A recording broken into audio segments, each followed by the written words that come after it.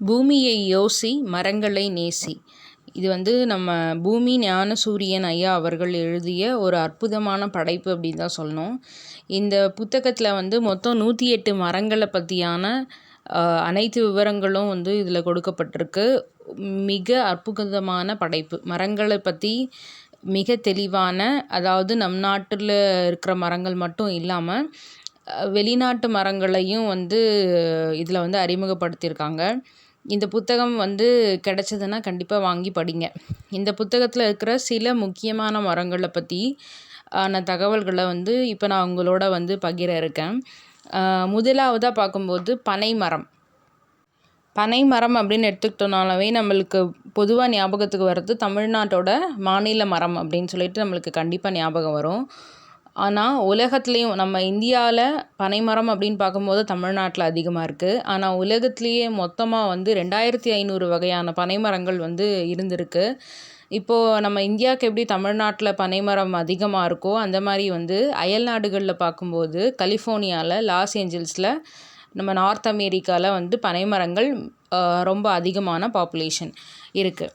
இப்போ இந்த பனைமரங்களை நம்ம பற்றி நம்ம சுருக்கமாக தெரிஞ்சுக்கணும் அப்படின்னா, இதோட அறிவியல் பெயர், இது எங்கெல்லாம் இதோட பூர்வீகம் இருந்திருக்கு எல்லாமே இப்போ நம்ம பார்க்கலாம். பனைமரத்தின் தாவரவியல் பெயர் பொராசிஸ் ஃப்ளாபெல்லிஃபர். இது அரிகேசி தாவர குடும்பத்தை சார்ந்தது. பாக்கு மரங்கள்லாம் இருக்குது இல்லைங்களா, அந்த தாவர குடும்பம். இதோட தாயகம் இந்தியா. இவங்க இந்தியா உட்பட பல தெற்காசிய நாடுகளுக்கும் சொந்தக்காரர் இந்த பனைமரம். Nepal, Bangladesh, Sri Lanka, Cambodia, Laos, Burma, Thailand, Vietnam, Malaysia, Indonesia, Philippines உள்ளிட்ட பல நாடுகளில் பனைமரங்கள் பரவிருக்கு.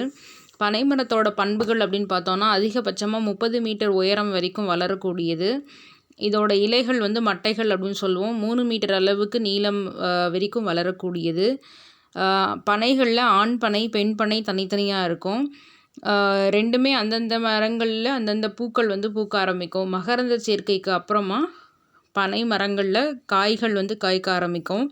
பெண் பனையில் மட்டும்தான் காய்க்கும், ஆண் பனையில் காய்க்காது. இந்த பனை மரங்கள் அந்தந்த பனை மரங்களோட வயதுக்கு ஏற்ப வேரோட ஆழங்கள் பூமியில் போகுது. 20 வருஷம் வயதுடைய ஒரு பனைமரத்தோட வேர் அடிமரத்திலிருந்து சுமார் 5 அடி தொலைவிற்கு பறந்து வளரக்கூடியது. பனம் பூக்களிலிருந்து வடித்தெடுக்கப்படுவது தான் பனஞ்சாறு அல்லது பதநீர் அப்படின்னு சொல்லுவோம்.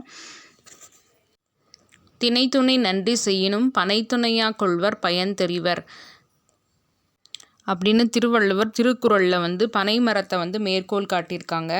திருக்குறள் மட்டும் இல்லாமல் தொல்காப்பியம், சிலப்பதிகாரம் போன்ற சங்க இலக்கியங்களில் எல்லாத்துலேயுமே பனை மரங்களையும் மேற்கோள் காட்டியிருக்காங்க. பனை ஓலைகளில் தான் இந்த நூல்கள் எல்லாமே எழுனது. இன்றைக்குமே சென்னை பல்கலைக்கழகத்தோட நூலகத்தில் ஓலைச்சுவடி நூலகம் அப்படின்னே ஒரு செக்ஷன் இருக்குது. அதை இன்னுமே பாதுகாத்துட்டு தான் வராங்க நம்மளுடைய ஓலைச்சுவடிகள் எல்லாமே. அதே மாதிரி தமிழுக்கும் தமிழர்களுக்கும் பனைமரத்துக்கும் ஒரு தொன்மையான தொடர்பு இருந்துக்கிட்டே வருது. தமிழின் பிறப்பிடமான குமரி கண்டத்தில் 14 மாநிலங்களாக இருந்ததாகவும், அதில் 7 தெங்க நாடு, 7 பனை நாடு அப்படின்னு சொல்லிட்டு சில நாடுகள் இருந்ததாகவும் குறிப்புகள் நம்மளுக்கு கிடைக்குது.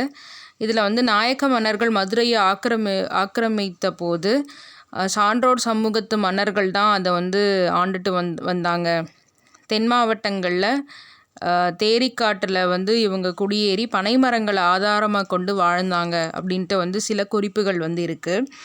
ராமாயணத்தில் விபீஷ்ணன் இலங்கையின் மன்னனாக முடிசூடினப்போ தனது நன்றியின் அடையாளமாக ராமபிரானுக்கு தங்கத்தாலான 7 பனைமரங்களை தான் பரிசாக கொடுத்ததாக ராமாயணத்தில் குறிப்பிடப்பட்டிருக்கு. அது மட்டும் இல்லாமல் விவசாயத்தை பெருமைப்படுத்தும் விதமாக தோலில் கலப்பையை சுமந்துட்டுருக்கிறவர் கிருஷ்ண பரமாத்மாவோட அண்ணன் பரசுராமன்.